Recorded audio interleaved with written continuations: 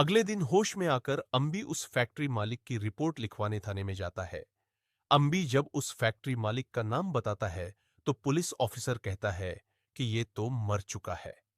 फिर वही दोनों ऑफिसर उस जगह की जानकारी लेने भी जाते हैं और वह उस फैक्ट्री मालिक की लाश को देखकर घबरा जाते हैं। पर इस बार उन्हें अपरिचित के कुछ साबुत मिल जाते हैं।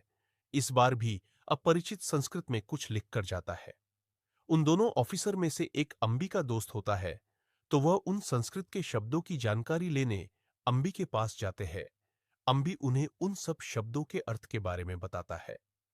नंदिनी की मां अंबी से जमीन की रजिस्ट्री करवाने को कहती है, पर नंदिनी के टैक्स न भरने की वजह से अंबी रजिस्ट्री करवाने से मना कर देता है और नंदिनी भी बिना टैक्स दिए रजिस्ट्री करवा देती है। नंदिनी और रेमो एक होटल में होते हैं।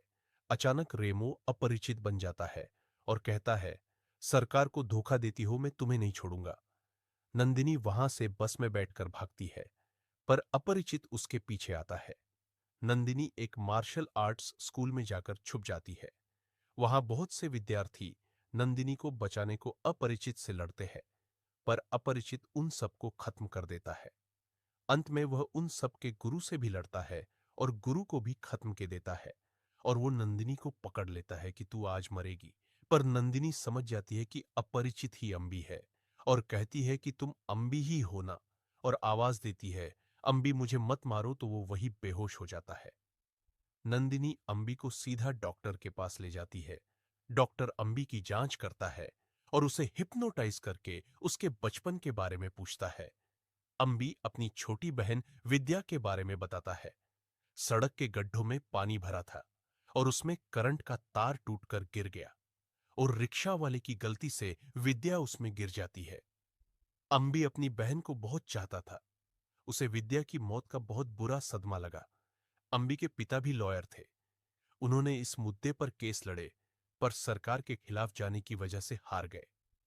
अंबी फिर डॉक्टर से कहता है कि मेरे सामने कोई भी गलत काम होता है तो मैं सहन नहीं कर पाता हूं और मुझे गुस्सा आ जाता है।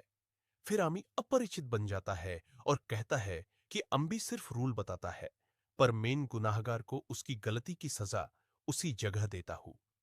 फिर अंबी रेमो बन जाता है और डॉक्टर को कहता है कि अंबी नंदिनी से प्यार करता है, पर कह नहीं पा रहा। फिर मैं आ गया और उसे सब बता दिया।